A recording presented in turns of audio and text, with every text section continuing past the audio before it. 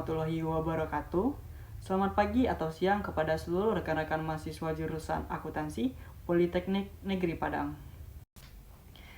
Baik, pada video kali ini, pada mata kuliah akuntansi biaya, kita akan membahas tentang standar costing. Mulai dari pengertian standar costing, kegunaan standar costing, hubungan standar costing dengan anggaran, jenis-jenis standar costing, konsep target costing, konsep Kaizen costing, hingga perbedaan dari standar costing, target costing, dan Kaizen costing. Pengertian standar costing.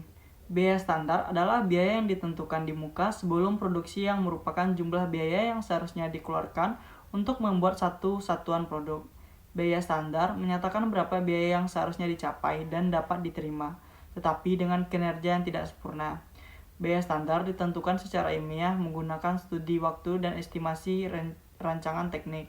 Apabila biaya operasi aktual melebihi standar, maka manajemen perusahaan harus menyelidiki variasi yang terjadi.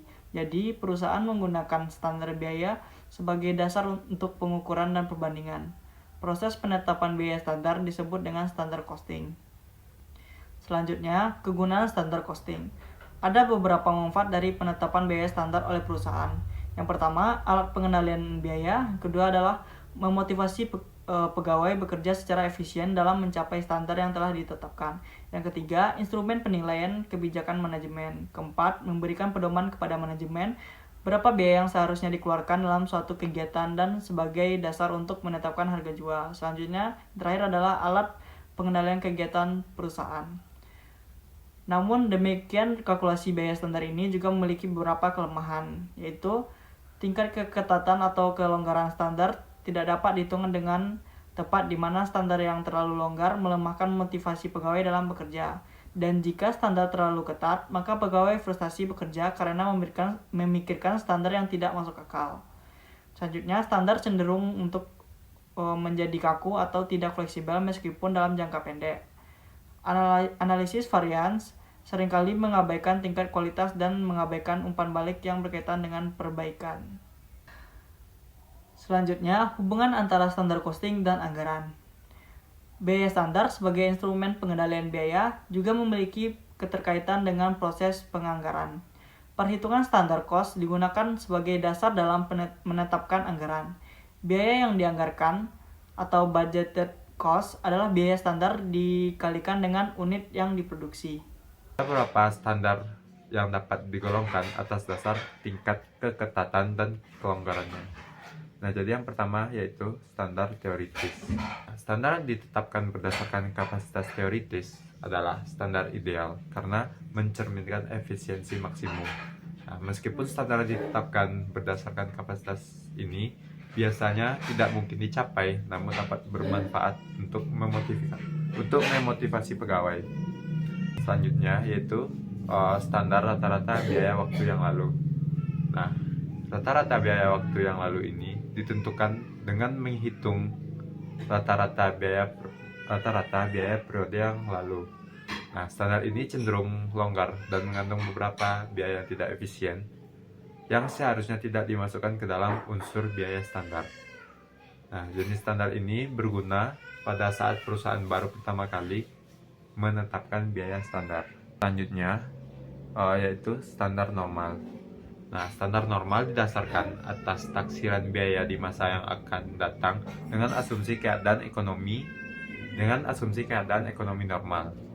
Nah, standar ini berguna bagi manajemen dalam perencanaan kegiatan dalam jangka panjang dan dalam pengambilan keputusan jangka pendek. Untuk standar yang terakhir yaitu standar aktual yang diharapkan. Nah, standar aktual ini adalah standar yang paling banyak digunakan dan merupakan kriteria yang paling baik untuk menilai pelaksanaan. Nah, standar ini didasarkan pada tingkat pelaksanaan yang terbaik yang dapat dicapai dengan memperhitungkan ketidakefisienan kegiatan yang tidak dapat dihindari terjadinya.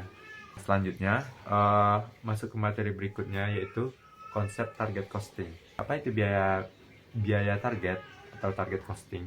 Nah, biaya target ini adalah biaya yang ditentukan yang merupakan perkiraan biaya yang mampu dibayar oleh konsumen.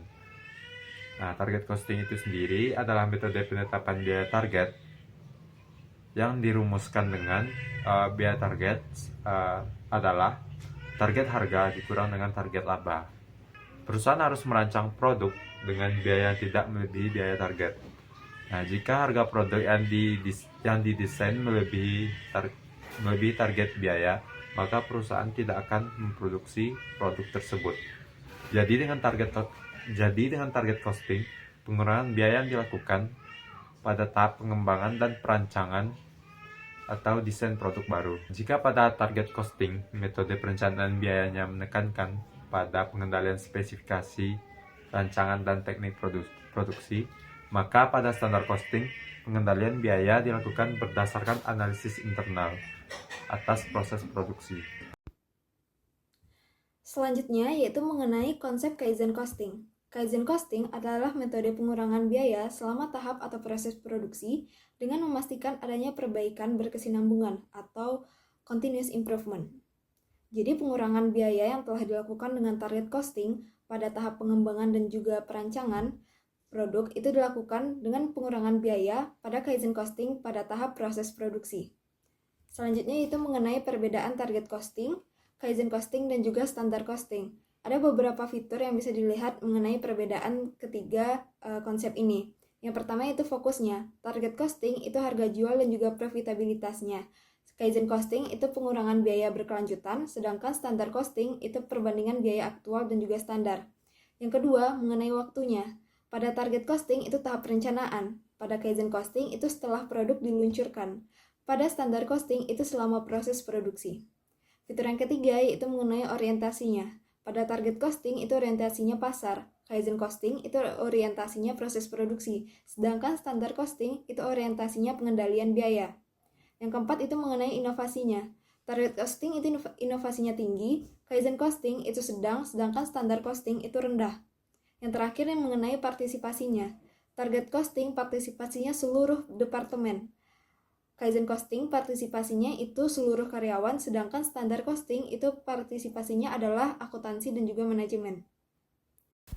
Sekian materi tentang standar costing yang dapat kami sampaikan. Jika ada kesalahan, kami mohon maaf. Saya akhiri. Assalamualaikum warahmatullahi wabarakatuh.